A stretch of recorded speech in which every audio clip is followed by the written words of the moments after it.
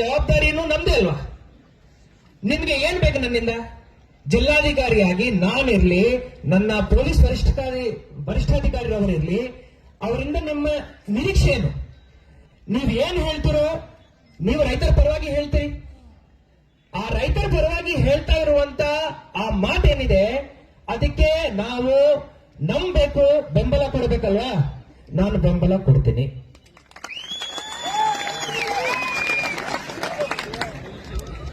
ಕಾರ್ಖಾನೆ ಒಳಗಡೆ ಗುರುಜಿರವರು ಹೇಳಿದ್ದಾರೆ, ಕಾರ್ಖಾನೆ ಒಳಗಡೆ ಗುರುಜಿರವರು ನನಗೆ ಹಿಂದಿನ ಮೀಟಿಂಗ್ ಅಲ್ಲಿ ಹೇಳಿದ್ದಾರೆ, ಚುನ್ನಪ್ಪ ಅವರು ವೇದಿಕೆ ಮೇಲೆ ಪ್ರಸ್ತಾಪ ಮಾಡಿದ್ದಾರೆ, ರಿಕವರಿನಲ್ಲಿ ಭಯಂಕರ ಮೋಸ ಆಗುತ್ತೆ ಅಂತ ಹೇಳಿದ್ರು. ನೀವು ಹೆಂಗ್ ಹೇಳ್ತೀರೋ ಅದರ ಪರಿಹಾರ ಹಂಗ್ ಕೊಡ್ತೀನಿ. ನೀವು ನಮ್ಮ ಅಧಿಕಾರಿ ಅವರು ಪ್ರತಿ ಟ್ರಕ್ ರಿಕವರಿ ಮಾಡೋ ಟೈಮಲ್ಲಿ ನನ್ನ ಅಧಿಕಾರಿ ಅಲ್ಲಿ ಇರಬೇಕಾ, ಸಿಸಿಟಿವಿ ಹಾಕಬೇಕಾ, ಆ ಮಾಹಿತಿ ನಿಮ್ಗೆ ಕೊಡಬೇಕಾ? ನೀವು ಹೆಂಗ್ ಹೇಳ್ತೀರೋ ಹಂಗ್ ಮಾಡ್ತೀನಿ. ನಿಮ್ಮ ಚುನ್ನಪ್ಪರವರು ರೈತ ಮುಖಂಡರಲ್ಲ, ಅವರು ಕಂಪ್ಯೂಟರ್ ಸಾಫ್ಟ್ವೇರ್ ಇಂಜಿನಿಯರ್. ಹಿಂದಿನ ಮೀಟಿಂಗ್ ಅಲ್ಲಿ ಅರ್ಧ ತಾಸು ನನಗೆ ಆ ತೂಕದ ಸೇತುವೆ ಇರುತ್ತೆ ಅಲ್ವಾ, ಅದರಿಂದ ಎಷ್ಟು ವೈರ್ ಯಾವ ಕಂಪ್ಯೂಟರ್ ಅಲ್ಲಿ ಹೆಂಗ್ ಹೋಗುತ್ತೆ ಅಂತ ಹೇಳಿ ನನಗೆ ಡ್ರಾಯಿಂಗ್ ಮಾಡಿ ತೋರಿಸಿದೆ.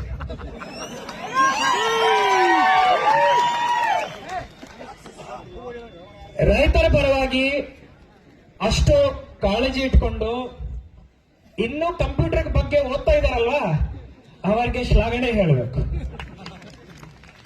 ಅವರು ಹೇಳ್ತಾ ಇರೋ ಪಾಯಿಂಟ್ ಅನ್ನು ಟೆಕ್ನಿಕಲಿ ನಾವು ಖಂಡಿತ ನೋಡ್ತೀವಿ. 2 ವೈರ್ ಏನು ನೀವು ಹೇಳಿದಿರಲ್ವಾ, ಕಂಪ್ಯೂಟರ್ಗೆ ಹೋಗದೆ ಡೈರೆಕ್ಟ್ ಪ್ರಿಂಟರ್ ಹಾಗೂ ಡಿಸ್ಪ್ಲೇಗೆ ಹೋಗೋ ತರ ನಾನು ಮಾಡ್ತೀನಿ ಚುನ್ನಪ್ಪ.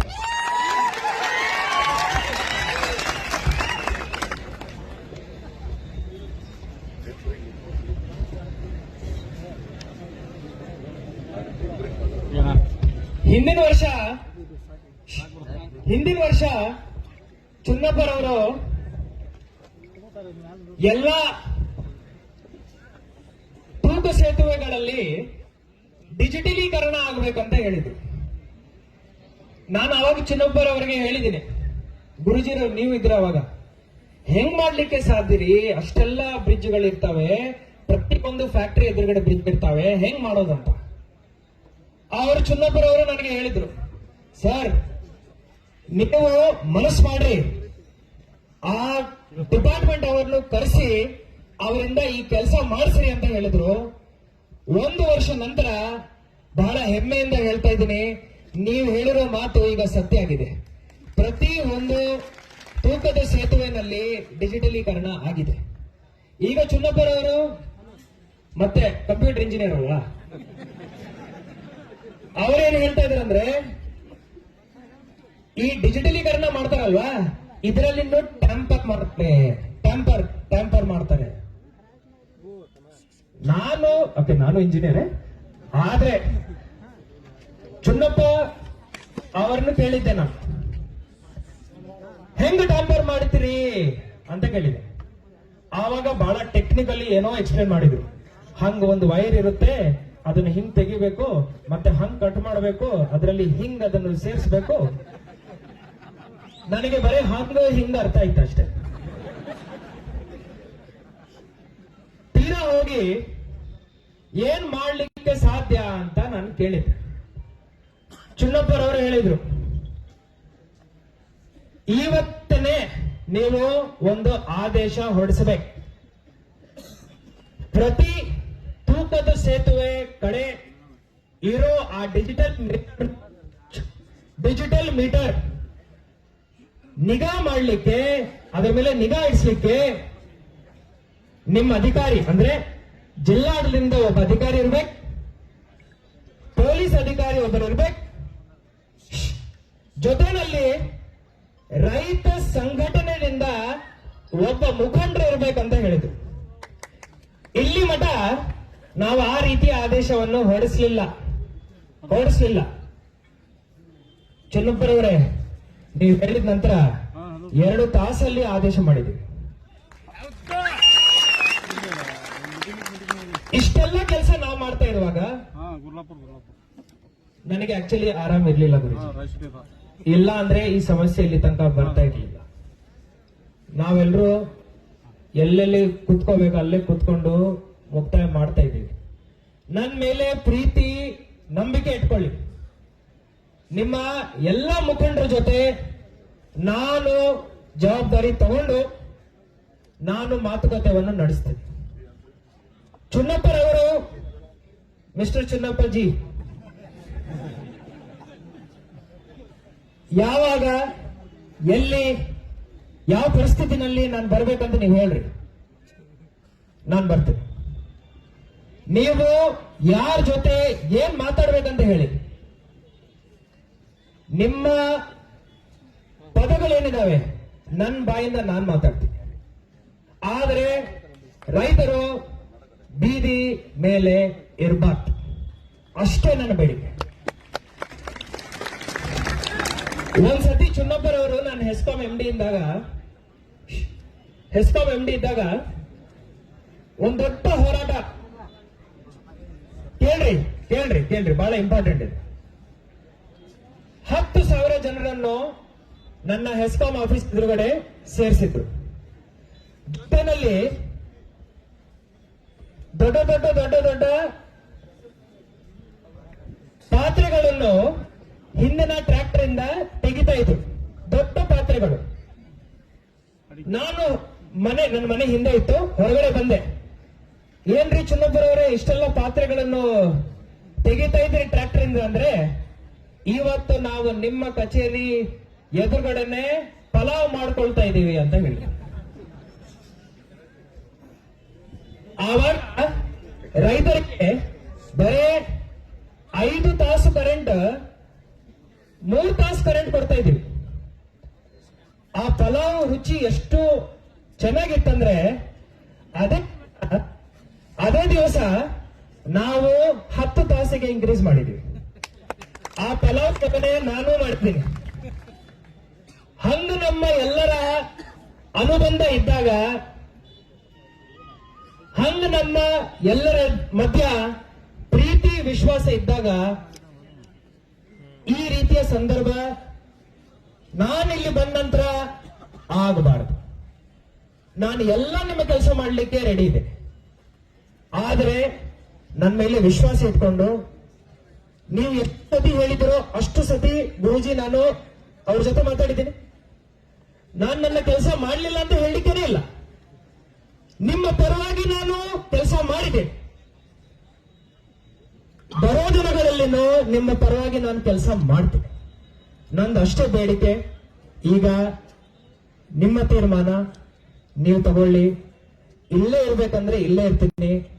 ನನ್ನ ಮಾಡೋ ಅವಶ್ಯಕತೆ ಇಲ್ಲ, ನನ್ನನ್ನು ಬೆರಾಡೋ ಅವಶ್ಯಕತೆ ಇಲ್ಲ. ನಾನು ಇಲ್ಲೇ ಇರ್ತೀನಿ. ಆದ್ರೆ ರಸ್ತೆ ಮೇಲೆ ರೈತ ಬಾಂಧವರು, ರೈತ ದೇವರು ಇಲ್ಲಿ ಇರಬಾರ್ದು. ಧನ್ಯವಾದಗಳು.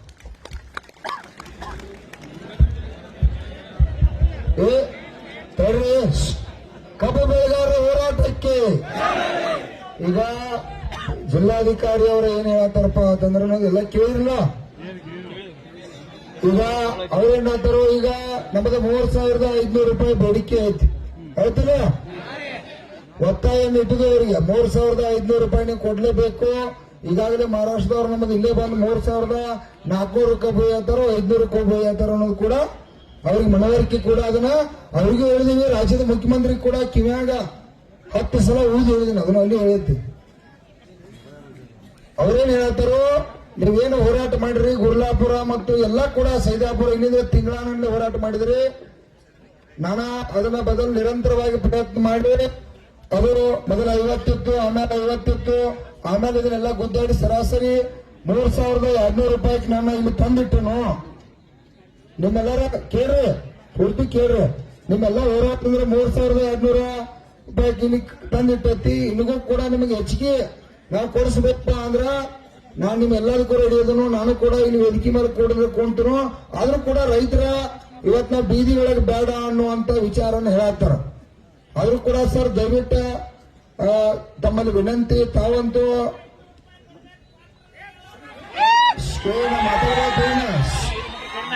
ಮಾತಾಡಬೇಡ, ನನಗೆ ಗೊತ್ತಿರ್ತದ. ಒಂದ್ ನಿಮಿಷ ತಡ್ರಿ, ಅವ್ರು ಹೇಳಕ್ ನೋಡ್ರಿ ಕೇಳಲಿ. 7-8 ವರ್ಷದಿಂದ ನಾವ ಏನು ಕೂಡ ಇಂಪ್ರೂವ್ಮೆಂಟ್ ಇನ್ನ ನಾ ಮುಗಿಸೇನ ಇದನ್ನ ಮುಗ್ದೈತಿ. ಅವ್ರೇನ್ ಹೇಳ್ತಾರ, ಈಗ ಅವ್ರ ಜವಾಬ್ದಾರಿ ಇರ್ತೈತಿ. ಕಾರ್ಖಾನೆಗಳು ಕೂಡ ಇವರೇ ಚಾಲೂ ಮಾಡಿಸ್ಬೇಕು, ಬಂದ್ ಮಾಡ್ಬೇಕು. ಈಗ ಗೌರ್ಮೆಂಟ್ ಆರ್ಡರ್ ಇದು ಕೂಡ ನೀವೆಲ್ಲ ಒಕ್ಕಟ್ಟಿನ ಲಕ್ಷಾಂತರ ಜನ ಸೇರಿರಿ. ರಾತ್ರಿ 9 ಗಂಟೆ ಆಗೈತಿ, ಅವ್ರಿಗೆ ಗೊತ್ತಾಗೋದ್ರಂದ್ರೆ ನೀವೆಲ್ಲ ಗಟ್ಟಿಯಾಗಿರ್ತೇವೆ. ಅವ್ರು ಕೂಡ ಇವತ್ತ 3,200 ರೂಪಾಯಿಗೆ ಬಂದಾರ. ನಮ್ದು 500 ಬರ್ಬೇಕಾಗೈತಿ, ಹೌದಲ್ಲ?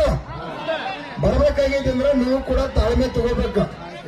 ಕೇಳ್ರಿ, ತಾಳ್ಮೆಯನ್ನ ನಾವು ಕೂಡ ತಗೋಬೇಕು. ಜಿಲ್ಲಾಧಿಕಾರಿಯಲ್ಲಿ ಸಾಹೇಬರಲ್ಲಿ ವಿನಂತಿ ಮಾಡ್ಕೊತು, ಕೇಳ್ರಿ, ಗಡಬಡಿಸ್ಬೇಡ್ರಪ್ಪ. ನಮ್ ಕಬ್ಬು ಕೂಡ ಹೋಗ್ಬೇಕಾಗೈತಿ, ಕಬ್ಬು ಕೂಡ ಕಾರ್ಖಾನೆ ಚಾಲು ಆಗ್ಬೇಕಾಗೈತಿ, ಬೆಲೆನೂ ನಿಗದಿ ಆಗ್ಬೇಕಾಗೈತಿ. ಎರಡು ಕೂಡ ಪಾತ್ರ ಅದಾವ ಇಲ್ಲೋ? ಯಾಕಂದ್ರೆ ಇನ್ನೊಂದ 8 ದಿನ ಹೋತಪ್ಪ ಅಂದ್ರ ಮತ್ ನೀವ ಚಾಲು ಮಾಡಿರ್ತೀರಿ, ಹೋರಾಟ ಮಾಡುವಂತ ಸಂದರ್ಭ ಆಗಬಾರ್ದು. ಅದಕ್ಕಾಗಿ ಜಿಲ್ಲಾಧಿಕಾರಿ ಅವರಲ್ಲಿ ವಿನಂತಿ ಮಾಡ್ತೀವಿ, ತಾವ ಇಷ್ಟೆಲ್ಲಾ ಪ್ರಯತ್ನ ಮಾಡಿ, ನಮ್ಮೆಲ್ಲರ ಸಹಕಾರ ಮೇರೆಗೆ ತಾವೆಲ್ಲ ಪ್ರಯತ್ನ ಮಾಡಿ, ಹಗಲು ರಾತ್ರಿ ಕೂಡ ಆರಾಮಿಲ್ದಿರು ಕಾರ್ಖಾನೆ ಮಾಲೀಕರ ಜೊತೆ 100 ಸಲ ಮಾತಾಡಿ ನಾವು ಬೇಡಿಕೆ ಇಟ್ಟಿರ್ತಕ್ಕಂಥ ಅದಕ್ಕೆ ನೀವು 50% ತಗೊಂಬಂದಿರಿ. ಇನ್ನ ಕೂಡ 50% ನಮ್ಗೆ ಅವಶ್ಯಕತೆ ಐತಿ. ಯಾಕೆ ಅವಶ್ಯಕತೆ ಐತಂದ್ರ ಅವ್ರು 7-8 ವರ್ಷದಿಂದ ಒಟ್ಟೆ ರೊಕ್ಕ ಕೊಟ್ಟಿಲ್ಲ ನಮಗ. ಅವರ ವರ್ಷ ಬರೀ 150 ಕೊಟ್ಕೋತ ಬಂದಿರೋ ಕೂಡ ಇವತ್ತ ಲಕ್ಷಾಂತರ ಜನ ಇಲ್ಲಿ ಕಬ್ಬು ಬೆಳೆಗಾರ ಒಕ್ಕಟ್ಟಾಗಿದ್ರಿಕಿಲ್ಲ. ಇವತ್ತ ಲಕ್ಷಾಂತರ ಜನ ಕಬ್ಬು ಬೆಳೆಗಾರ ಕಬ್ಬು ಯಾರು ಬೆಳೆಯಾರ್ದಾರ ಇಡೀ ಜಿಲ್ಲಾದಾಗ್ರಿ ಎಲ್ಲರೂ ಕೂಡ ಒಬ್ಬರು ಬಿಡದ ಇಲ್ಲಿ ತೀರ್ಮಾನ. ಇಡೀ ನಮ್ಮ 14 ಜಿಲ್ಲೆ ಬಾಗಲಕೋಟೆ ಎಲ್ಲಾ ಲೀಡರ್ ಕೂಡ ಇವತ್ತಿಲ್ಲಿ ಏನ್ ಆಗ್ತೈತಿ ಅನ್ನೋದು ಇಡೀ ಕರ್ನಾಟಕದ ಜನ ಕಬ್ಬು ಬೆಳೆಗಾರ ನೋಡಂತಾರೆ. ಯಾಕಂದ್ರೆ ನಾವು ಹಾನಿಯಾಗಿದ್ವಿ ಸರ್. ಕಬ್ಬು ಏನಾಗೈತಿ, ಕಬ್ಬು ಬಿಟ್ರೆ ಬೇರೆ ಬೆಳೆದೇ ಇಲ್ಲ 90%, ಹೌದಲ್ರಿ? ಬೇರೆ ಬೆಳೆದಿಲ್ಲ ನಂತರ ಇವತ್ತೆಲ್ಲರೂ ಕೂಡ ಒಕ್ಕಟ್ಟಾಗಿದ್ದು. ಎಂದೂ ಕೂಡ ಇತಿಹಾಸದಾಗ ಕಬ್ಬು ಬೆಳೆಗಾರ ಒಕ್ಕಟ್ಟಾಗಿಲ್ಲ. ಪಕ್ಷಾತೀತವಾಗಿ ಯಾವುದೇ ಪಕ್ಷದಾಗಿದ್ರು ಕಬ್ಬಿನಾಗ ರೊಕ್ಕ ಬಂದ್ರೆ ನಮ್ಮ ಬದುಕೈತಿ, ನಮ್ಮ ಕುಟುಂಬ ನಡೀತಾ ಇರತ್ತೆ. ನಾವು ಕೂಡ ಸೇರಿದೀವಿ. ದಯವಿಟ್ಟು ನಮ್ದೇನ ಕೇಳಿ 3,000 ನಮ್ದು 500 ಬೇಡಿಕೆ ಐತಿ, ಒತ್ತಾಯ ಕೂಡ ಐತಿ. ಈಗ ನಾವು ಮಹಾರಾಷ್ಟ್ರಕ್ಕ ಈಗಾಗಲೇ 3,400 ರೂಪಾಯಿ 10 ರೂಪಾಯಿದಂಗ ಕಬ್ಬು ಕೂಡ ಹೋಗ್ತಾ ಇದ್ದೀವಿ. ದಯವಿಟ್ಟು ಕಾರ್ಖಾನೆಯವ್ರಿಗೆ ಇನ್ನಟ್ಟು ಕೂಡ ಒತ್ತಾಯ ಮಾಡ್ರಿ. ಯಾಕಂದ್ರೆ ಅವರೆಲ್ಲ ಪ್ರಬಲ ಅದಾರ್ರಿ. ದಯವಿಟ್ಟು ಅವ್ರು ಯಾರು ಕೂಡ ಬಡ್ರಿಲ್ಲ. ಅವ್ರು 5-6 ವರ್ಷದಿಂದ ಏನ್ ಬೇಕಾದ್ರೂ ಮಾಡಿದಾರೆ ನಾವು ಕೇಳಿಲ್ಲ. ಯಾಕ್ರೆ ಸುಭಾಷ್ ಅವನು ಹೌದನ್ನ ಕೇಳೇ ಇಲ್ಲ, ಅವ್ರನ್ನ ಮಾತಾಡಿಸೇ ಇಲ್ಲ. ಏನ್ ಬಿಡಪ್ಪ ಹೋಗುವತಕ್ಕಂತ ಇನ್ನೂ ಹಿಂದೆ ಕೊಟ್ಟಾರ ನಾಳೆ ಕೊಟ್ಟಾರ ಬಿಟ್ಟು ಸರ. ಅದಕ್ಕಾಗಿ ದಯವಿಟ್ಟು ಅವರಿಗೆ ಇನ್ನಟ್ಟ ತಾವು ಒತ್ತಾಯ ಮಾಡಿ ನಮಗೆ 3,400 ನೀವು ನಕ್ಕಿ ಘೋಷಣೆ ಮಾಡ್ಬೇಕಂತೇಳಿ ವೇದಿಕೆ ಪರವಾಗಿ ಒತ್ತಾಯ ಮಾಡ್ತಾ ಇದ್ದೀವಿ.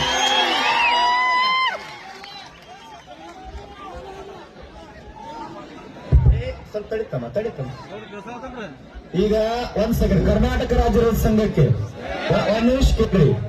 ಈಗ ನಾವು 8-10 ವರ್ಷಕ್ಕೆ ನಾವು ಹೋರಾಟದ ವೇದಿಕೆಗೆ ಬಂದಾನಿಂದ ಪ್ರತಿಯೊಂದು ಯಾವುದೇ ಹೋರಾಟದಾಗಲಿ ಜಿಲ್ಲಾಧಿಕಾರಿಗಳು SP ಅವ್ರನ್ನ ಬಹಳ ಸಹಕಾರ ಕೊಟ್ಟಾರ.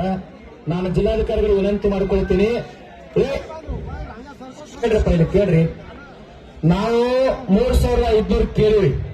ಜಿಲ್ಲಾಧಿಕಾರಿಗಳು ನಮ್ಮ ಕರೆಗೆ ಸ್ಪಂದನೆ ಕೊಟ್ಟು ಬಂದ 3,200 ಅಂತ ಅವ್ರು ಹೇಳಿ ಕತ್ತಾರ. ಈಗ ಇನ್ನೂ ಪ್ರಯತ್ನ ಮಾಡ್ತೀನಿ ಅಂತ ಹೇಳಕತ್ತಾರ. ನಾವೇನಂತೀವಿ, ಈ ಹೋರಾಟ ಸರ್ ದಯವಿಟ್ಟು ತಪ್ಪು ತಿಳ್ಕೊಬೇಡ್ರಿ, ಹೋರಾಟ ಕಂಟಿನ್ಯೂ ಇರ್ತದ. ನಿಮ್ಮ ಜೊತೆ ನಾವು ಸ್ಪಂದನೆ ಮಾಡ್ತೀವಿ. ನಾವು ನಾಳೆ ಒಂದಿನ ಸಾಯಂಕಾಲ ಮಟ್ಟ ಇಲ್ಲೇ ಇರ್ತೀವಿ. ನೀವು ಏನು ಪ್ರಯತ್ನ ಮಾಡ್ತೀರಿ ಮಾಡ್ರಿ. ನಾವು 5 ಕೇಳಿವಲ್ಲ, ಇದೇ ಸಾರ್ವಜನಿಕ ಸಭೆ ನಾವು ಒಂದ್ ಸ್ವಲ್ಪ ಕೆಳಗಿರ್ತೀವಿ. ಅವ್ರು ಇನ್ನೂ ಸ್ವಲ್ಪ ಮ್ಯಾಗ ತಗೊಂಬರಿ, ನೋಡಿ ಹೊಂದಾಣಿಕೆ ಮಾಡಿ ಇಲ್ಲೇ ಸಭಾದಾಗ ಮುಗಿಸ್ಬಿಡೋಣ. ಸಾರ್ವಜನಿಕ ನೀವು ಜಿಲ್ಲಾಧಿಕಾರಿಗಳ ಗಟ್ಟಿ ಅದಾರು, ಅವ್ರು ಪ್ರಯತ್ನ ಮಾಡಿದ್ರೆ 100ಕ್ಕೆ 100 ಮುಗಿತದ. ನಾನು ಅಲ್ಲಿ ಕೂಡ ಕಮಿಷನರ್ ಆಫೀಸ್ ಒಳಗೆ ಮಾತಾಡಿವಿ. ನಾವು ಹೋರಾಟ ನಿರಂತರ ಮಾಡ್ತೀವಿ ಸರ್. ಯಾಕಂದ್ರೆ ಬಹಳ ವರ್ಷ ನಂತರ ಒಂದು ಶಕ್ತಿ ತಯಾರಾಗ್ಯದ. ಇದಕ್ಕೊಂದು ಗಟ್ಟಿ ಬೆಲೆ ತಗೋಬೇಕಂತ ನಮ್ಮ ನ್ಯಾಯಯುತವಾದಂತ ಬೇಡಿಕೆ ಐತಿ. ನೀವು ನಾಳೆ ಒಂದಿನ ಸಮಯ ತಗೋರಿ, ನಾವು ನಿರಂತರ ಹೋರಾಟ ಇರ್ತದ. ನಾಳೆ ಸಾಯಂಕಾಲ ಮಟ್ಟ ಏನು ಪ್ರಯತ್ನ ಮಾಡ್ತೀರಿ ಮಾಡ್ರಿ.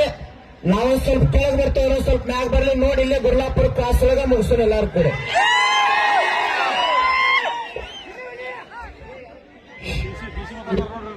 ಈಗ ಈಗ ಈಗ ಯಜಮಾನ್ರಲ್ಲಿ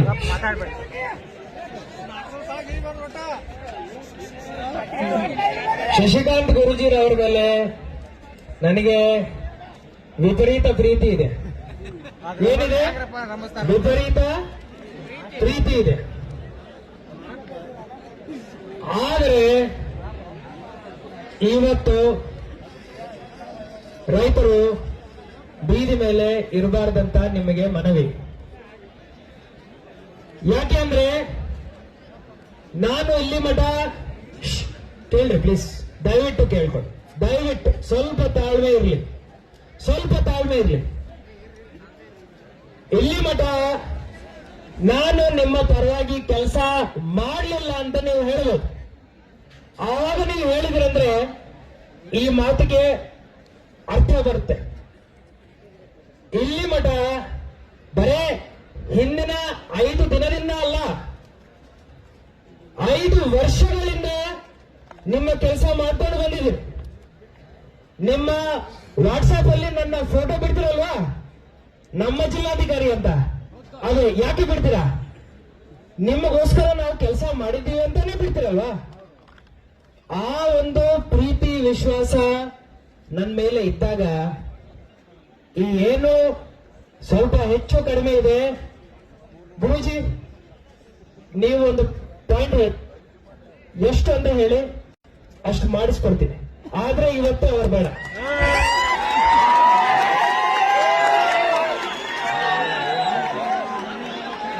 ಸರ್ ನೋಡ್ರಿಪ್ಪ, ಇಲ್ಲಿ ಸರ್ ಇಲ್ಲಿ ಕೇಳ್ತಾರೆ.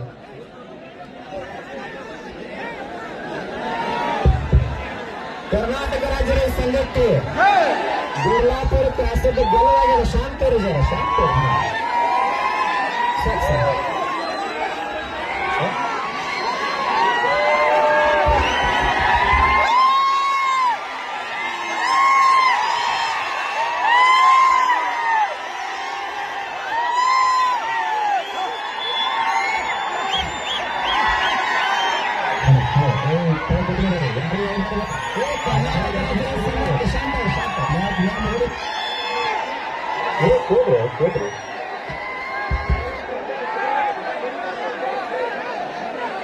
ಕರ್ನಾಟಕ ರಾಜ್ಯ ರೈತ ಸಂಘಕ್ಕೆ 2 ನಿಮಿಷ ಶಾಂತ ಇರ್ತೀರಿ, 2 ನಿಮಿಷ ಶಾಂತ ಇರ್ತೀರಿ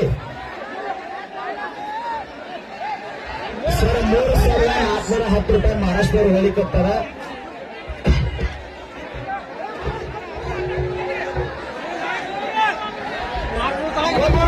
ಹೋರಾಟಕ್ಕೆ ಚಳವಳಿ ಮುಂದುವರೆದೈತಿ, ಶಾಂತ ಇರ್ತೀರಿ. ಗಂಡ ಮಕ್ಕಳು ಸೇರಿ ಕೇಳ್ರಿ, ಈಗ ಕೇಳ್ರಿ. ನಾಳೆ ಕೂಡ ಇವತ್ತು 1 ಲಕ್ಷ ಜನ ಬಂದಿರಿ, ನಾಳೆ 2 ಲಕ್ಷ ಜನ ಸೇರ್ಬೇಕು ಅಷ್ಟೇ.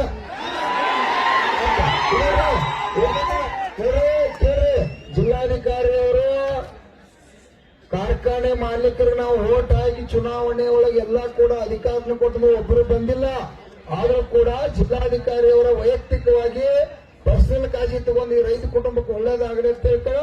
ಅವ್ರ ಪ್ರಯತ್ನ ಮಾಡಿದಕ್ಕೆ ಕೂಡ ನಾವು ಅಭಿನಂದನೆಯನ್ನು ಹೇಳ್ಬೇಕಾಗತ್ತೆ.